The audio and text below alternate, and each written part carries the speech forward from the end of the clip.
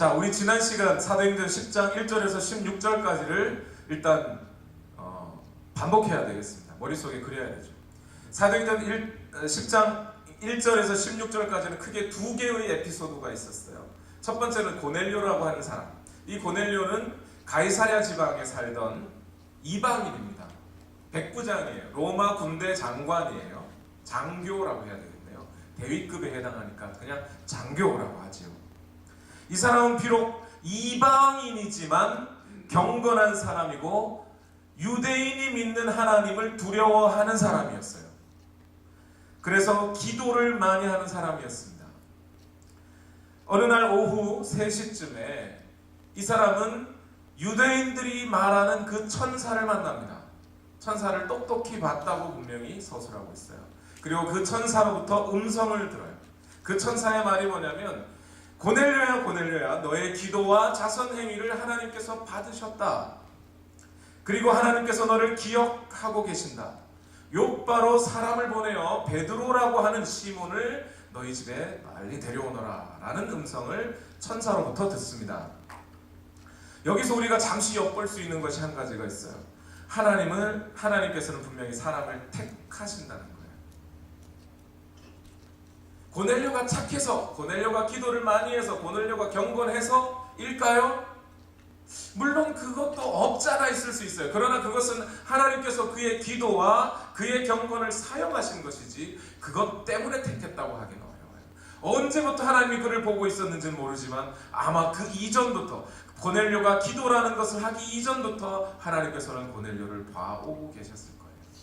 하나님께서는 그렇게 택하고 계셔요. 지금 고넬료는 예수님을 믿어요, 안 믿어요? 믿는다 손 들어보세요. 지금 하나님께서 기도를 들으셨다면서요. 예수 이름으로 기도 안 하면 하나님께서 어떻게 들어요? 안 믿는다 손 들어보세요. 안 믿는다.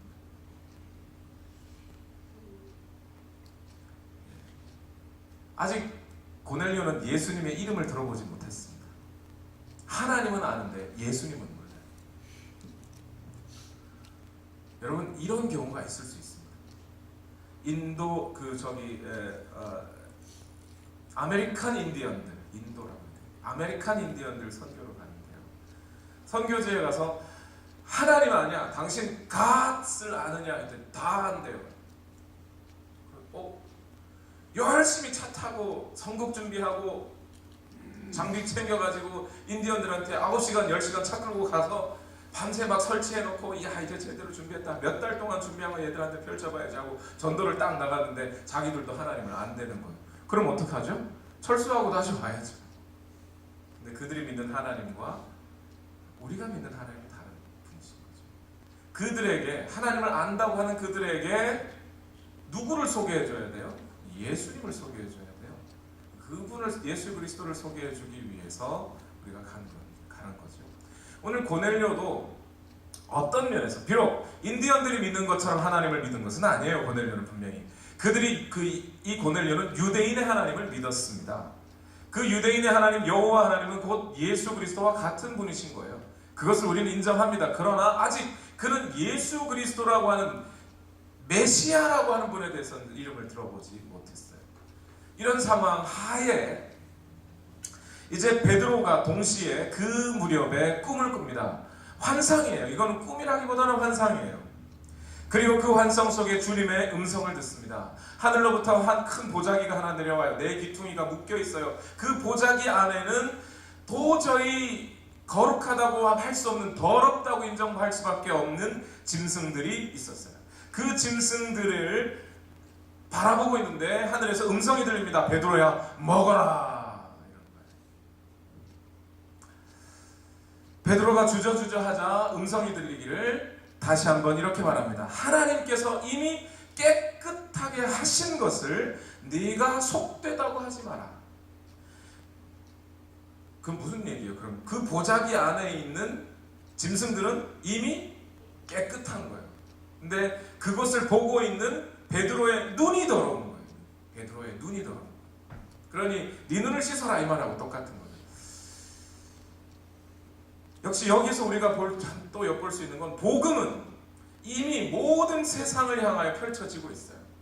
오늘 우리가 우리의 선입견 때문에 복음을 가리고 있는 거죠. 복음이 약한 게 아니에요.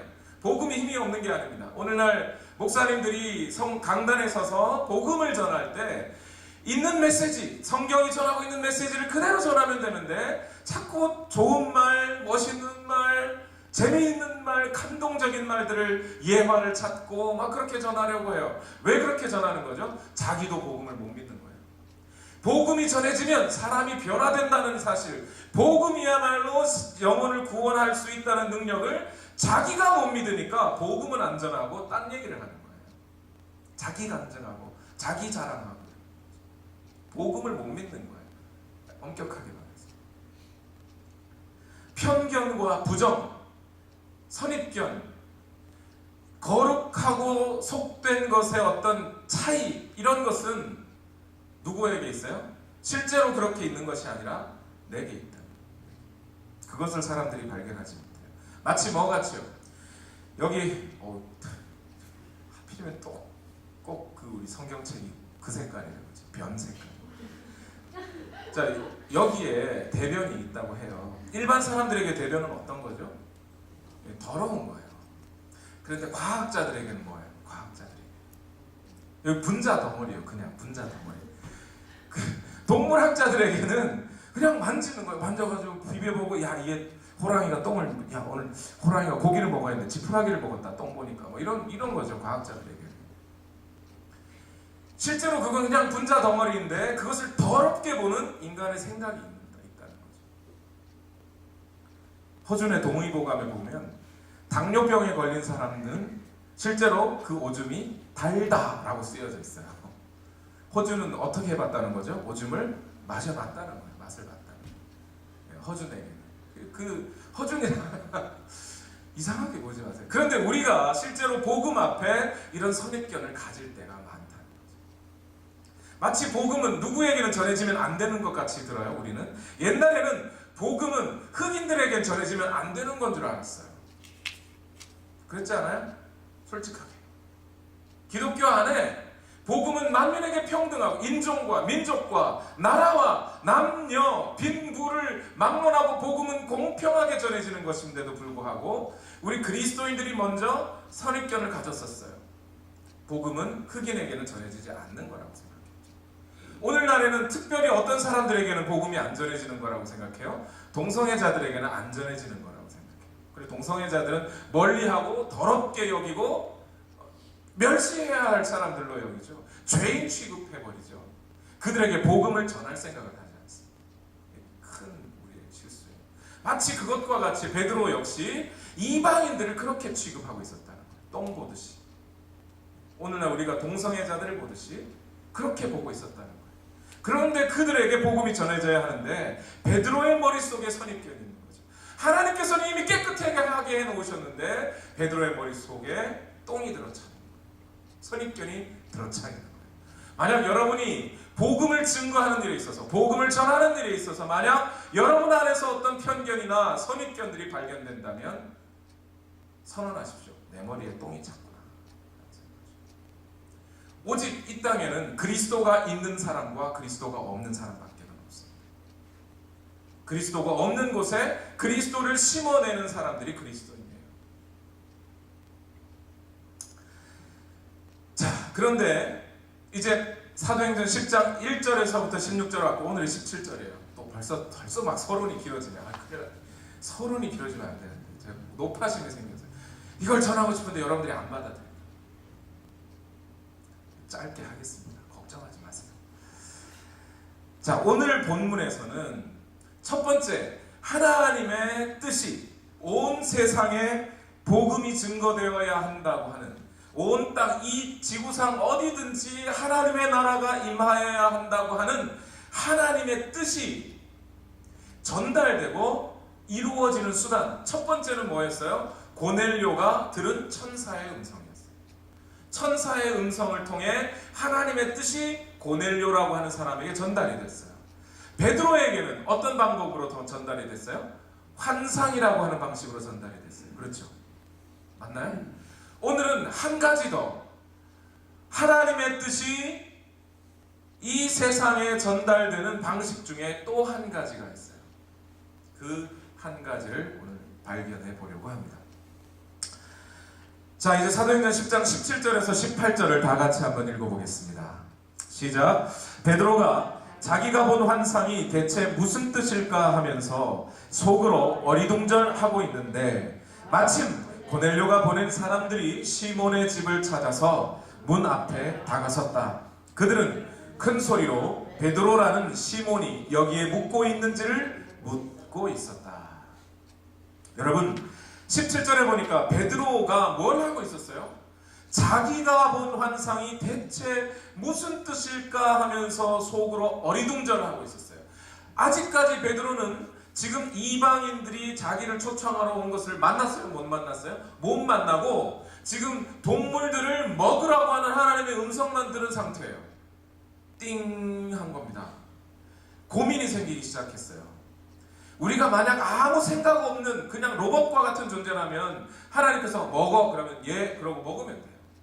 그런데 우리 인간에게는 인격이라는 것이 있기 때문에 갈등이라는 게 생겨요. 고민이라는 게 생겨요. 하나님께서 우리에게 명령하신 것과 오늘 나의 현실이 차이가 나면 여기서부터 고민이 생기는 거예요. 사람은. 그러니까 여러분, 그리스도인이라고 하는 사람들은요 늘 고민하는 사람들이에요. 어떤 면에서 이 땅에 발붙이고 살면서 귀는 하나님으로부터 음성을 들어야 하니까 이 차이 속에서 고민이 생기는 거예요. 지금까지 여러분 예수님을 10년, 20년, 30년 살았는데 나는 아무 고민 없이 나는 행복해요 하면서 살아오셨던 여러분, 지금부터 고민을 좀 하셔야 돼요. 그리스도인들은 고민하는 사람이에요. 베드로도 지금 그 고민에 빠진 거예요.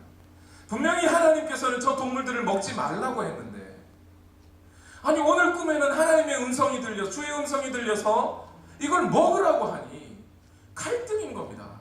그것뿐만이 아니라 저것을 먹으면 나는 어떤 사람이 돼요? 거룩하지 않은 사람이 돼요.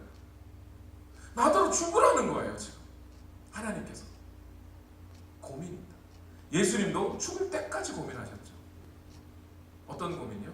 하나님의 뜻을 이루어야 하나, 내 뜻을 이루어야 하나. 고민.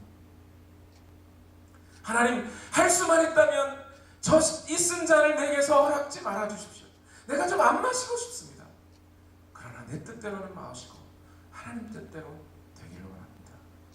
이게 고민 없이 이렇게 이런 기도가 나오지 않지요. 그러니 혹시 지금까지 예수님을 믿으면서 성경을 읽으면서 때로 고민 속에 빠지셨던 여러분, 걱정하지 마십시오. 잘하고 있는 거예요. 어린아이처럼 믿어야 한다 그래가지고 나는 뭐 아무런 걱정 없이 행복하고 살았다면 그게 좀 이상한 거예요. 사실 어떤 면에서. 만사형통, 그러니까 야 정말 다죠. 믿음으로 사는 자는 하늘 위로 받겠네. 무슨 일을 만나든지 만사형통하리라. 야 나는 만사형통 합니까? 솔직하게 거짓말하면 안 돼요. 만사형통하리. 여기서 만사형통이란 그런 뜻이 아니지. 그런 뜻이. 그 얘기를 하면 또 한참 가니까 여기 끊고. 여러분, 신앙인들 중에 고민하지 않은 신앙인이 없어요. 모세를 보십시오. 몇 년을 고민했나요?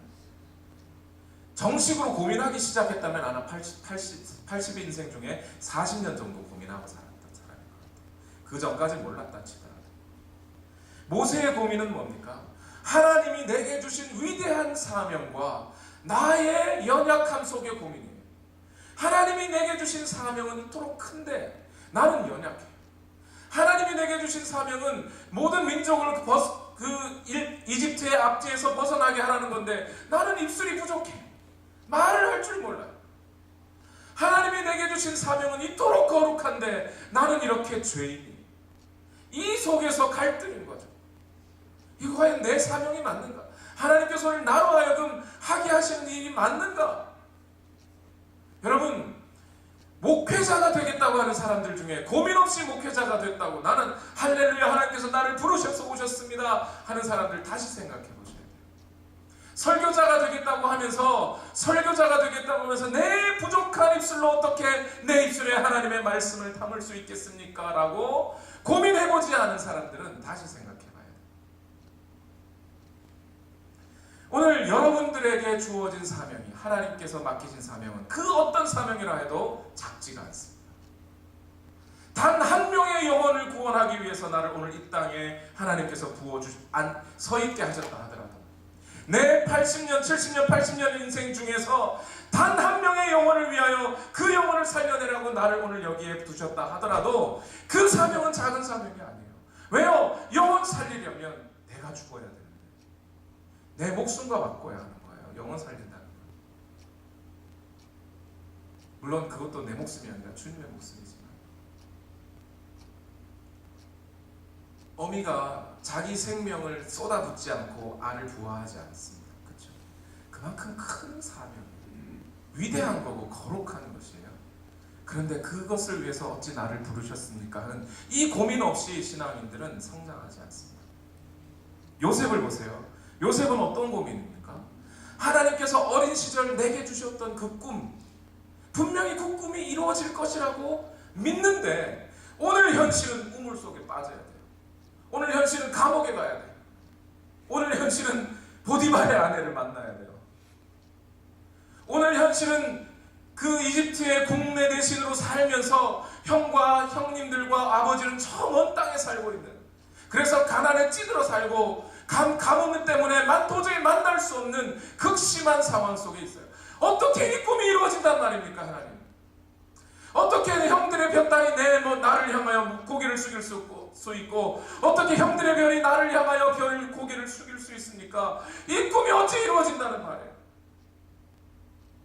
아버지가 이제 다 죽어가는데, 마지막 상황에 그 꿈이 이루어지는 거죠. 인생 자체가 이런 고민으로 사는 거예요. 여러분, 우리의 신앙은 따뜻한 온실 속에서 자라는 게 아니에요. 믿음이 성장하는 사람들은 대부분 이 극심한 고민, 그냥 고민이라고 표현해서 그렇지, 여러분, 믿음이라는 게 이런 게 아닙니다. 여기 절벽이 있는데 제가 절벽에서 여기서 뛰어내릴까 말까 이 상황에서 뛰어내리면 천사가 와서 다리를 확 받쳐주는 이게 믿음일 것 같으세요? 절대 아니에요.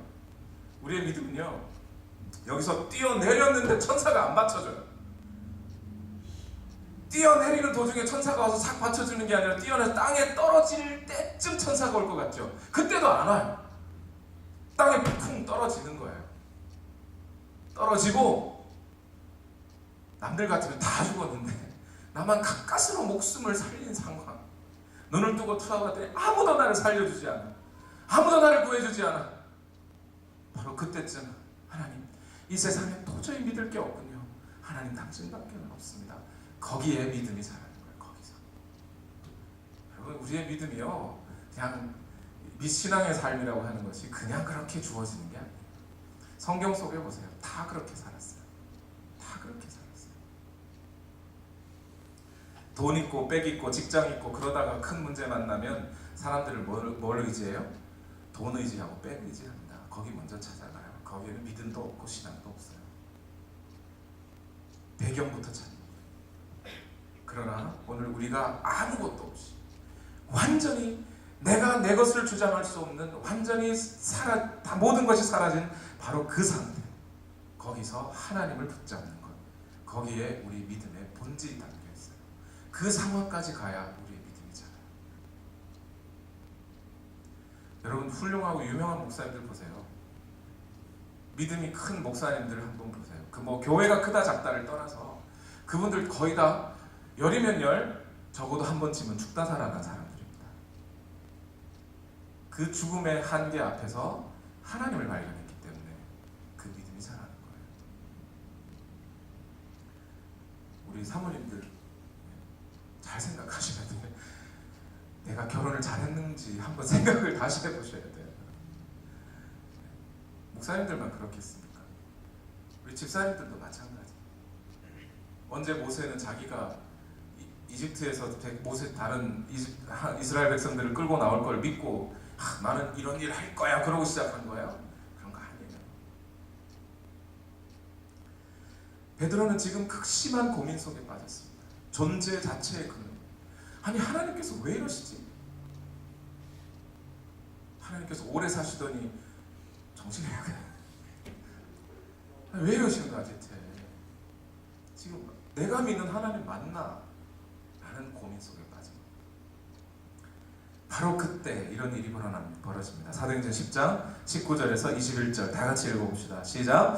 베드로가 그 환상을 곰곰이 생각하고 있는데 성령께서 말씀하셨다. 보아라, 세 사람이 너를 찾고 있다. 일어나서 내려가거라. 그들은 내가 보낸 사람들이니 의심하지 말고 함께 가거라. 그래서 베드로는 그들에게 내려가서 물었다. 보시오, 내가 당신들이 찾고 있는 사람이요, 무슨 일로 오셨소? 하였다. 여러분, 이 상황을 한번 잘 생각해 보세요. 다른 거 다 넘기고 지금 베드로가 경험하고 있는 이 상황, 이것을 뭐라고 하냐면 성령의 감동이라고 하는 겁니다. 성령께서 진짜로 베드로, 야, 너는 일어나서 세 사람이 오거든, 내려가서, 이렇게 음성을 이렇게 들려주는 게 아니라, 물론 이게 어떤 상황이냐면 성령께서 완전히 베드로를 사로잡으셔서 더 이상 베드로가 자기 자신의 뜻을 주장할 수 없을 만큼 된 상태에서 성령이 그를 강권적으로 이끌어 가시는 상태. 그래서 그 마음속에 들고 있는 하나님 성령께서 부어주셔서 그로 하여금 생각하게 하시고 마음에 생각나게 하신 그 생각이 실제로 말처럼 들릴 만큼 또렷해진 상태. 이게 성령의 감동. 성령의 감동이 그 베드로를 확 사로잡고 이제 지붕 위에서 세 사람이 문을 두드리는 소리를 보고 그들을 보는 순간 성령께서 그에게 마음을 확 주신 거예요. 이 상태, 성령의 감동입니다. 사도행전은 첫 번째 고넬료에게 보여주셨던 천사의 음성과 그리고 베드로에게 보여주셨던 환상 속의 주님의 음성과 그리고 오늘 이 구절에 말하고 있는 성령의 음성을 동급으로 놓고 있습니다. 하나님의 뜻이 우리에게 전달되는 통로, 특별히 하나님의 뜻이 우리를 통해 드러나게 되는, 우리에게 전달되는 통로로 이 세 가지를 들고 있는 거예요. 왜 하필 고넬료에게는 천사의 음성이에요? 고넬료는 아직 예수가 누군지 몰라요. 성령이 누군지 몰라요. 그러니까 그가 알고 있는 건 유대인의 하나님이에요. 그러니까 고넬료에게는 천사의 음성이 들리는 거예요. 베드로에게는 왜 주의 음성이에요? 베드로가 알고 있는 건 예수님이에요. 그러니까 예수님의 음성으로 들리는 거예요. 근데 오늘 성령이 충만한 베드로에게 성령의 음성이 들리는 거예요. 감동이 생기는 거예요. 이것을 여러분, 저는 오늘 특별 계시인 성경을 무시하고자 함이 아니에요. 오늘 여러분 가운데 이런 성령의 강권적인 역사가 일어날 수 있다고 저는 분명히 믿습니다. 그것을 믿는 것과 성경의 특별 계시를 무시하자는 얘기가 아닙니다. 하나님께서는 지금 베드로의 이 상황도 성경이 쓰여지는 당시 아닙니까? 베드로가 이 상황을 놓고 따로 성경을 썼나요? 그런 건 또 아니잖아요. 지금 쓰고 있는 성경을 쓰고 있는 것은 누가라는 사람이에요. 누가에게 주어진 특별한 계시가 있는 거죠. 그 계시가 성경 속에 쓰여진 겁니다.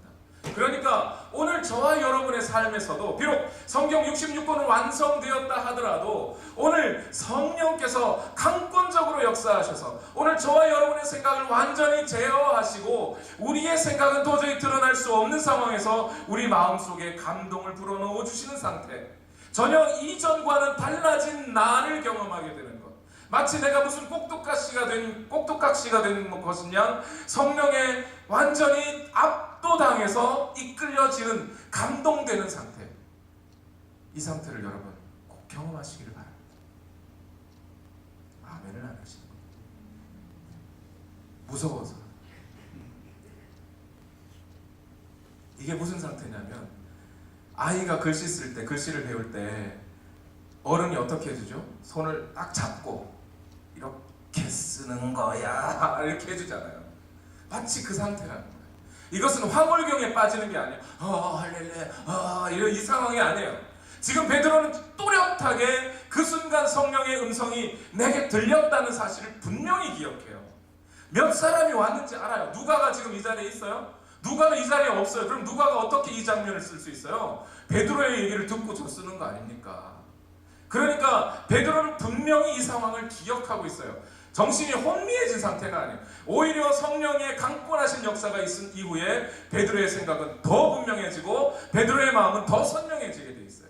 성령께서는 우리 가운데 역사하셔서 우리를 혼미하게 하시는 분이 아니세요. 우리의 이성을 더 맑고 분명하게 만들어 주시는 분이시죠. 그래서 성령의 감동은 단순히 직감, 예감, 나의 느낌, 나의 감정을 말하는 게 아니에요. 나의 존재는 완전히 압도되고 내 생각이 아닌 성령의 생각이 가득 차버린 상태예요.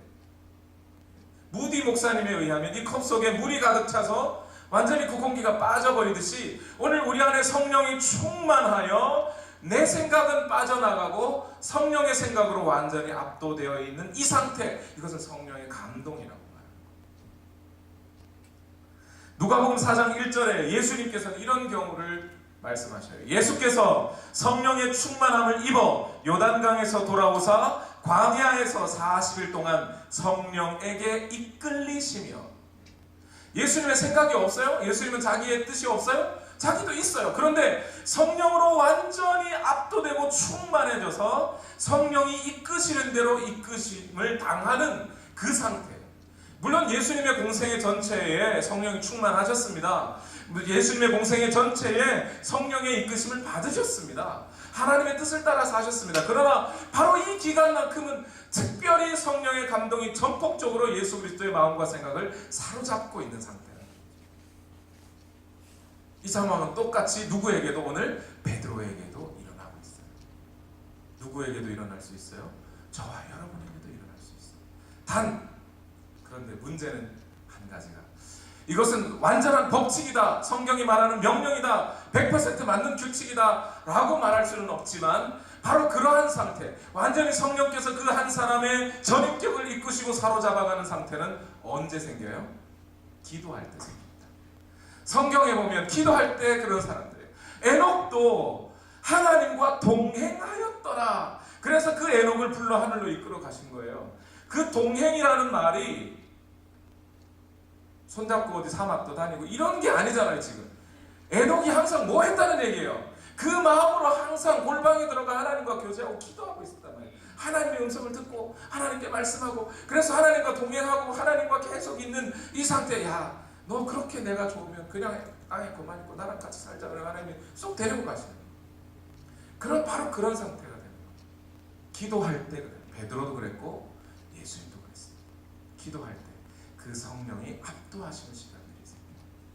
이것이 있어지면 여러분, 도저히 우리의 삶은 이제 이런 경험들이 우리에게 있다고 해봐요. 우리 인생에 단 한 번, 딱 한 번 이런 경험이 있었다고 생각해봐요. 그 뒤로 우리가 하나님 앞에서 벗어나겠습니까? 바울의 말 그대로 높음이나 깊음이나 다른 아무 피조물이라도 우리를 향하신 하나님의 사랑에서 우리를 끊을 수 있겠습니까?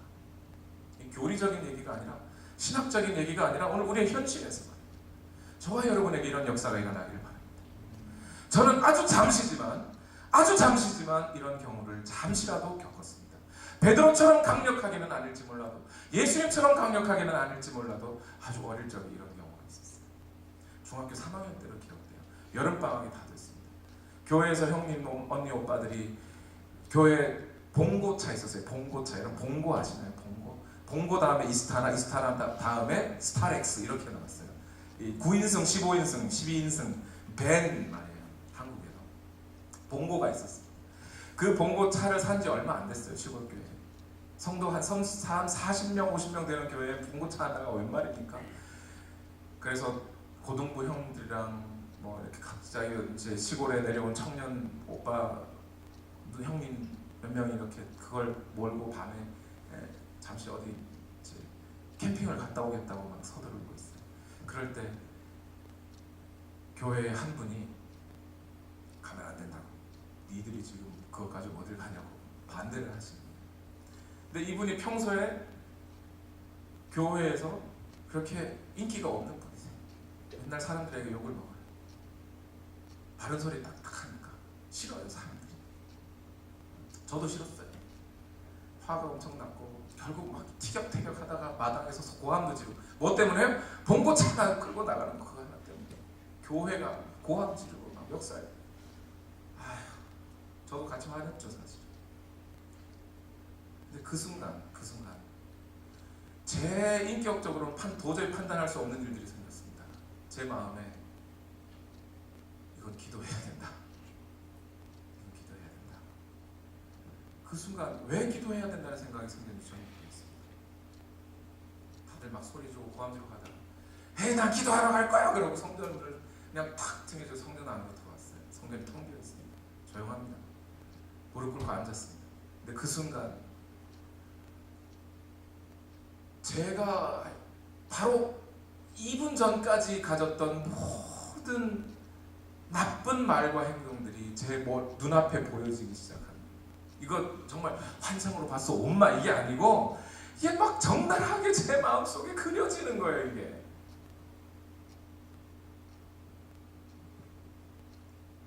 뭐 제가 무슨 음성을 들은 건 아닙니다.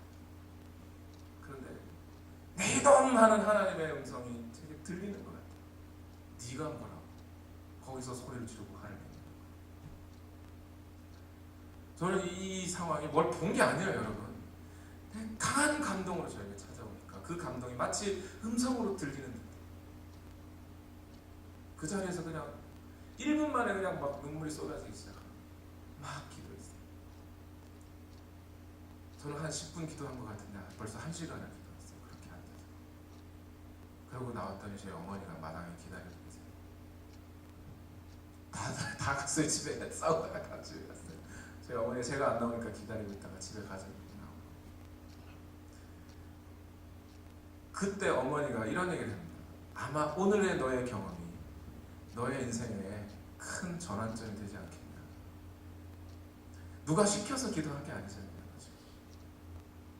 어른들 중에 누구 한 명이라도 너보고 들어가서 기도하라 그런 적 없잖아요. 넌 지금 들어가서 기도했어.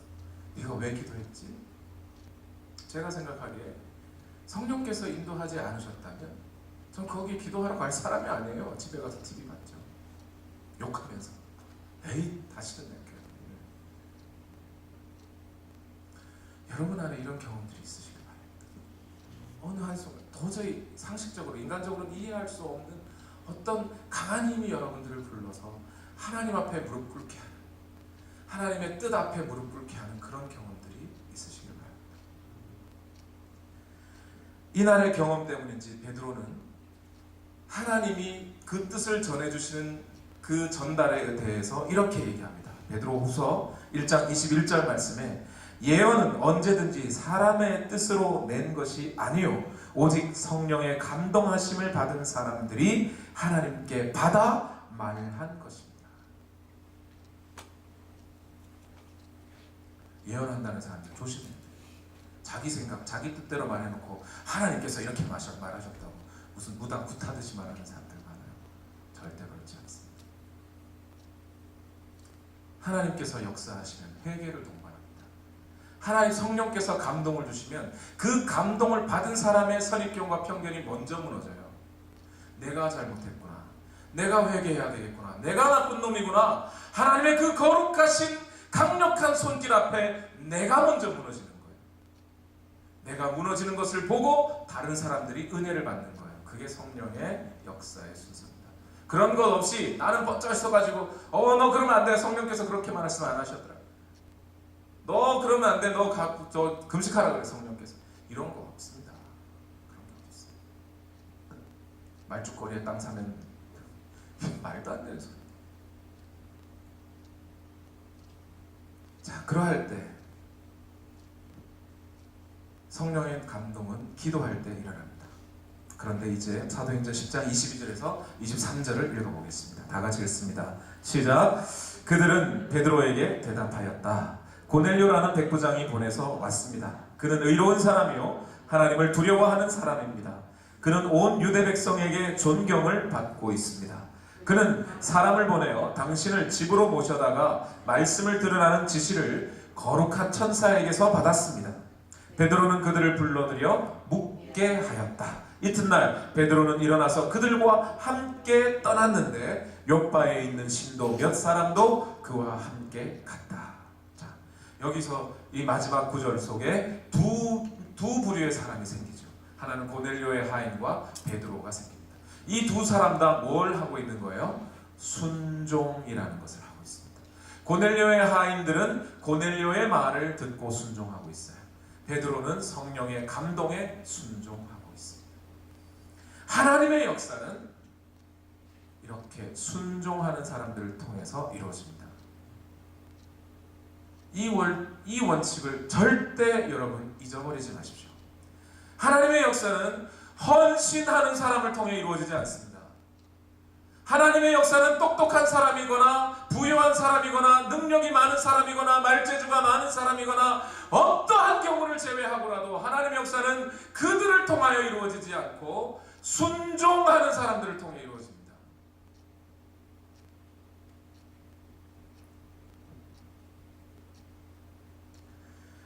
먼저 이 고넬료의 하인들이 어떻게 순종해요? 이 하인들을 보니까 좀 의미 있어 보입니다. 이 고넬료의 하인들은 베드로에게 말할 때 보니까 뭐가 있어요? 자부심이라는 게 있어요. 그렇죠? 우리 주인 고넬료께서는 말이지 의로운 사람이고 하나님을 경외하는 사람이고 그 사람이 보내서 당신을 데려오라고 합니다. 이렇게 말해요. 겸손한 듯 보이지만 마음속에 뭐가 보여요? 약간의 거만함도 좀 보여요.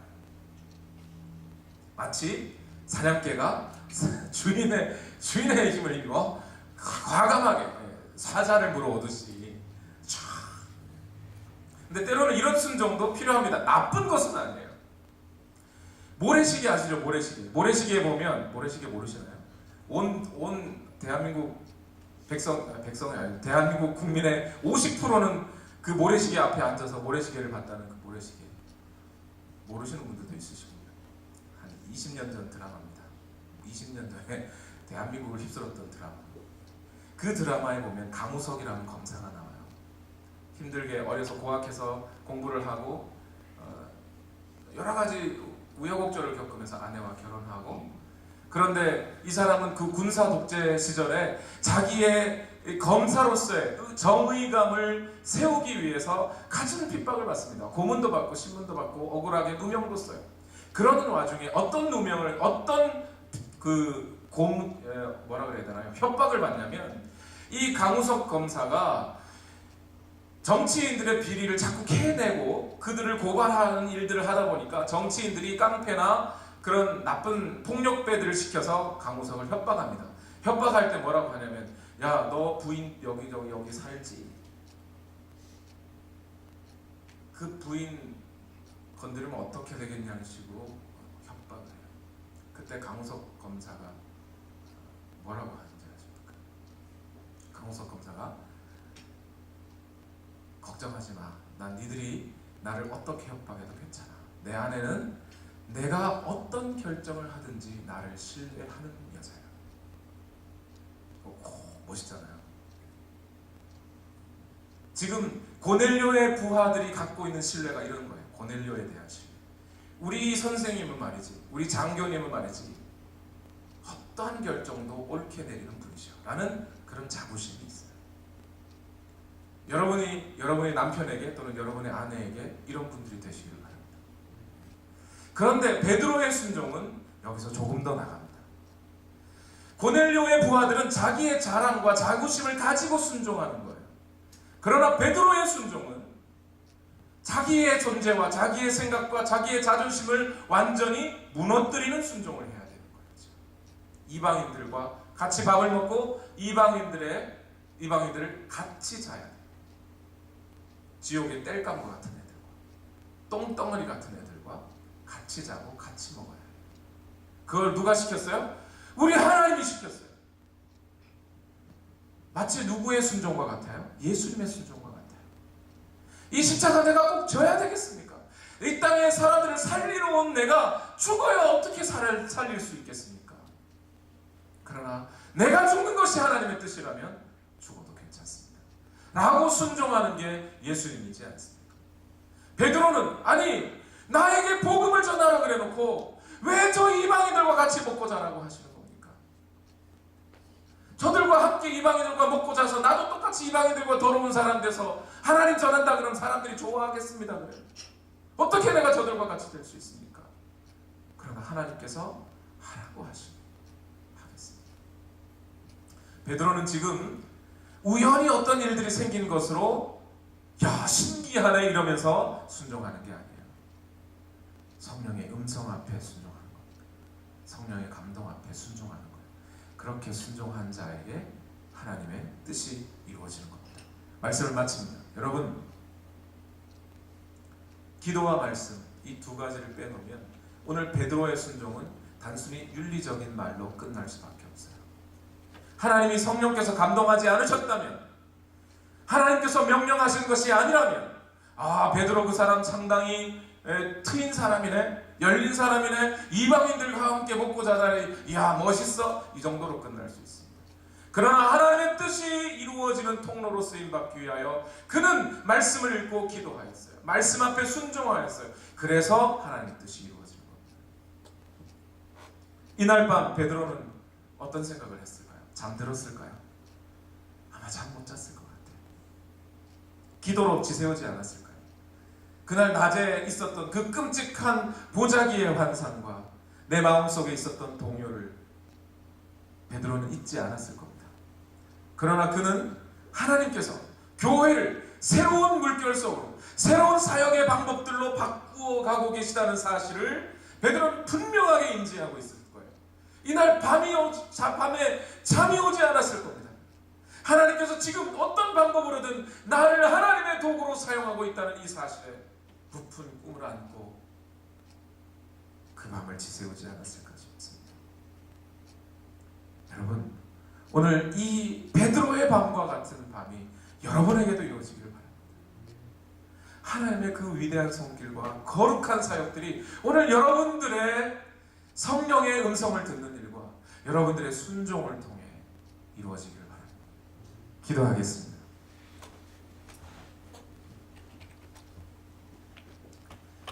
여러분, 이 순간 여러분 자신을 하나님 앞에 한번 세워보십시오.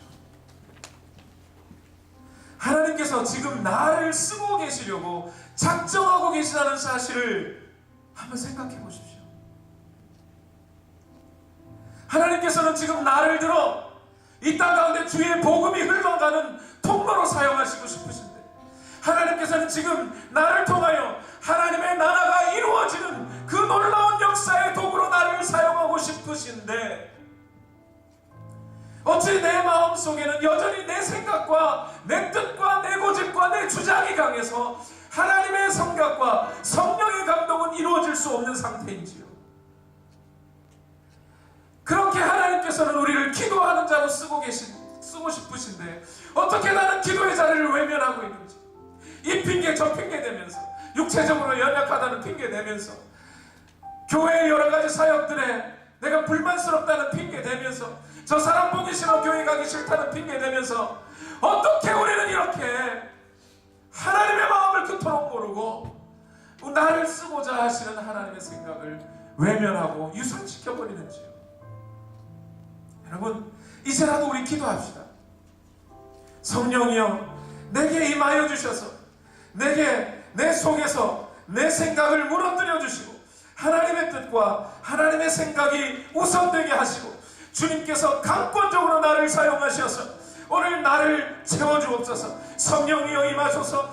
메마른 나의 심령 위에 주님의 은혜의 단비가 흠뻑 나를 적셔주시고 주의 권세와 주의 능력이 지금 이 시간 내게 임하여 주셔서 나로 하여금 이 땅의 모든 악한 권세가 무너지고 깨뜨려지고 주님의 나라가 임하여지게 하옵소서. 오늘 이 찬양을 하나님 앞에 우리 뜨겁게 올려드리면서 기도로 나아가겠습니다. 성령이여 임하소서.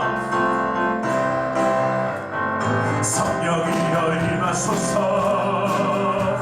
메마른 나의 심령 위에 주님의 은혜의 단비 내려 날 흠뻑 적셔주옵소서.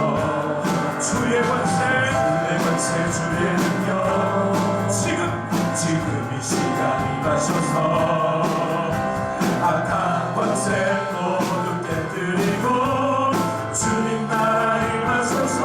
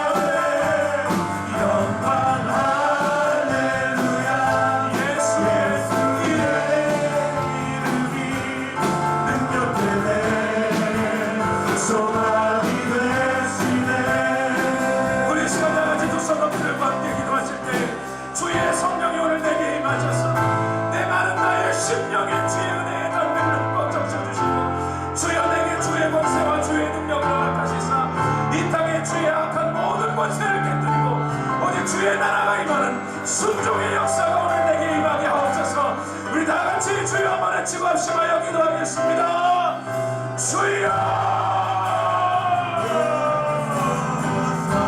살아계신 아버지 오늘도 하나님의 은혜와 능력으로 제공해 주옵소서. 아버지 하나님의 은혜가 오늘 우리 심령 위에 임하기를 원합니다. 오늘 우리가 주의 성경을